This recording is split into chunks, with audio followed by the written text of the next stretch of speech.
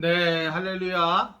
4월 27일 짱목과 말씀 수다의 시간입니다. 잘 지내고 계시죠?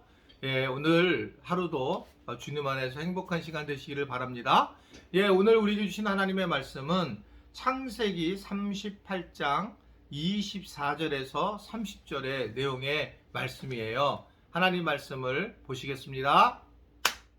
석 달쯤 후에 어떤 사람이 유다에게 일러 말하되 내 며느리 다말이 행음하였고 그 행음함으로 말미암아 임신하였느니라. 유다가 이르되 그를 끌어내어 불사르라.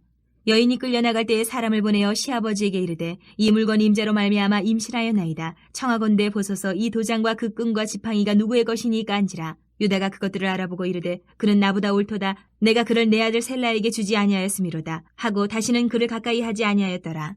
해산할 때에 보니 쌍태라. 해산할 때에 손이 나오는지라. 산파가 이르되 이는 먼저 나온 자라 하고 홍색실을 가져다가 그 손에 메었더니 그 손을 도로 들이며 그의 아우가 나오는지라.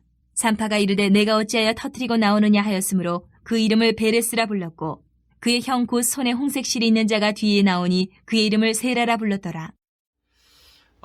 오늘 말씀을 24절에 보면 이제 유다와 며느리 다말이 잠을 자게 됐고 이론에서 이제 다말이 증거품을 가지고 가게 됐고 뭐 이런 이야기들이 이제 쭉 나오는 장면이잖아요. 그런데 이제 이야기가 오늘 보면 이제 다윗이 결국은 다말이 출산을 이제 하는 장면으로 나타나게 되는데 오늘 24절을 보면 참 이게 이런 얘기가 나오죠. 석 달쯤 후에 어떤 사람이 유다에게 일러 말하되 며느리 다말이 행음 그래서 임신했다라는 것으로 이야기를 해요. 참 세상 사람들은 말을 하기를 좋아하는 거죠. 그래서 그런 부분들을 가서 일러 바치는 그러면서 이제 문제가 생기는 과정이 되는 거예요. 우리가 살아가면서 정말 말 많은 사람 조심해야 됩니다. 이리저리 옮겨 다니는 분들이 있어요, 말을. 근데 참 이상한 거는 뻔히 그 사람이 말을 옮기는데 교인들은 그 사람에게 얘기를 왜 하는지를 모르겠어요. 제가 이렇게 보게 되면 정말 교회를 이렇게 말을 옮기는 사람이 있어요. 그런데 그렇게 자기도 말을 저 사람 너무 많아 옮겨 다녀. 그런데 그 사람한테 얘기를 하고 있는 모습을 보면서 참 인간은 답답하구나 라는 생각을 하게 될 때가 있습니다.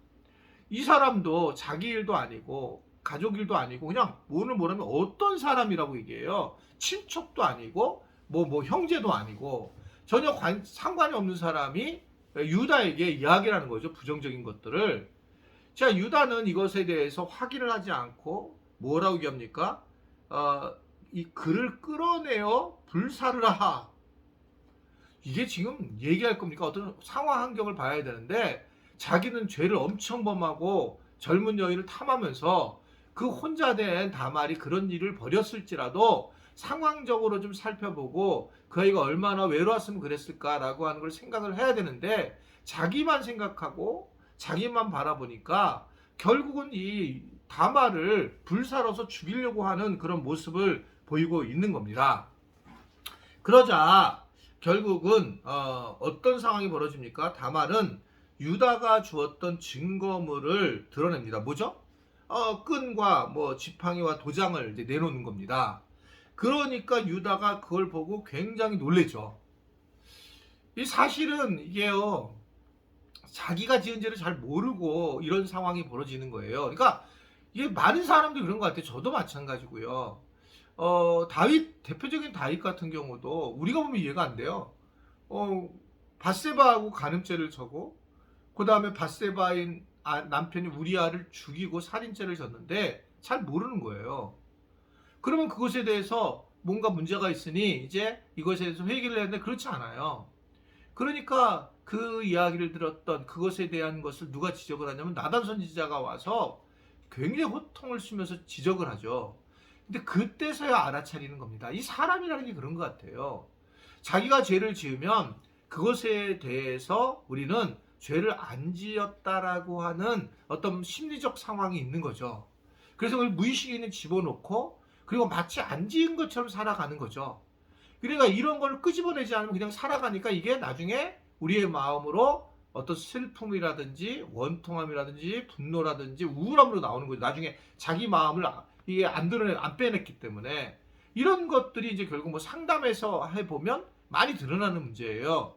참은 것들이 나중에 다 육신이라든지 마음으로 나타나는 문제들, 이런 상황인 거죠. 근데 본인이 모르는 거예요. 너무 심각한 죄를 지잖아요. 몰라요.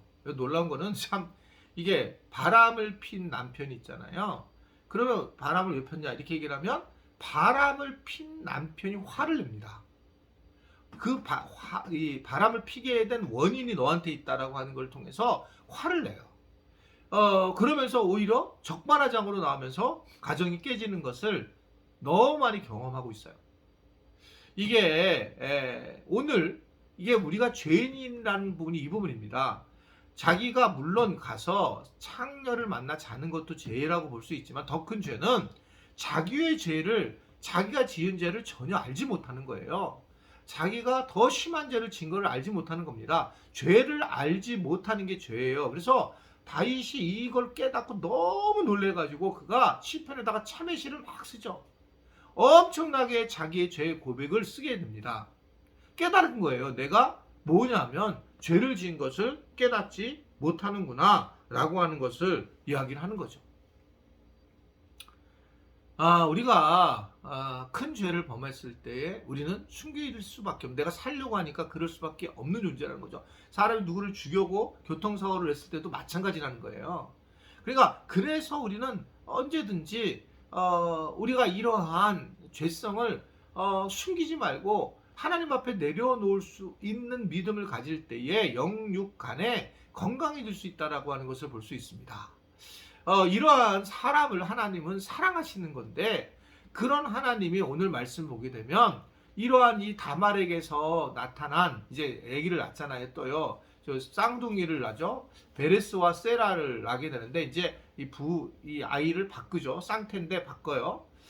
마치 그때 우리 그 요셉의 아들에게 야곱이 이렇게 손을 얹어서 엎그져서 축복했던 것처럼 장자권이 이제 바뀌는 거예요. 그러면서 여기에서 뭐가 나옵니까? 누가 나오십니까? 바로 이게 이 예수님의 메시아의 족보로 나타나게 되는 거거든요. 즉 이방인인 다말이 들어오면서, 그래서 하나님이 원하시는 방식으로 예수님이 모든 온 열방의 메시아로 오게 되는 그런 모습들이 여기에 나와 있는 겁니다. 그래서 이게 요셉과 요셉 사이에 유다 이야기에 들어가 버렸어요. 유다는 다윗 자손의 가문이잖아요. 그래서 예수님이 오셨다는 겁니다. 그래서 이것은 우리가 늘 느껴야 되는 것은, 이러한 많은, 우리가 사실은 이야기가 있지만 이러한 죄성 속에서도 하나님의 절대 주권의 이야기가 숨어져 있는 거죠. 하나님의 인도하심과 계획하심이 나타나는 건데, 이러한 우리의 죄성들을 넘어서서 하나님은 결국은 하나님의 방식으로 세워나가는 그런 모습을 볼 수 있습니다. 그럼 우리는 이제 궁금하죠. 왜 하나님이 그렇게 악도 사용하시는가? 이런 많은 일들이 있는데, 이거는 정말 우리가 알 수 없는 일이에요. 하나님을 우리가 알 수 없다, 그렇게 얘기하잖아요. 그런데 하나님을 살아계신 걸 믿는다면 하나님이 이 일을 진행하셨다라는 것들을 오늘 우리에게 전해주고 있는 것입니다. 오늘도 함께해 주셔서 감사하고, 늘 함께해 주신 분들에게 다시 한번 감사를 드립니다. 네, 뭐 어떻든 마지막까지 여러분들이 최선을 다해서 잘 들어주시면 저도 계속 말씀을 잘 전할 수 있도록 그렇게 하겠습니다. 기도하겠습니다. 오늘도 주님이 함께 하셔서 감사합니다.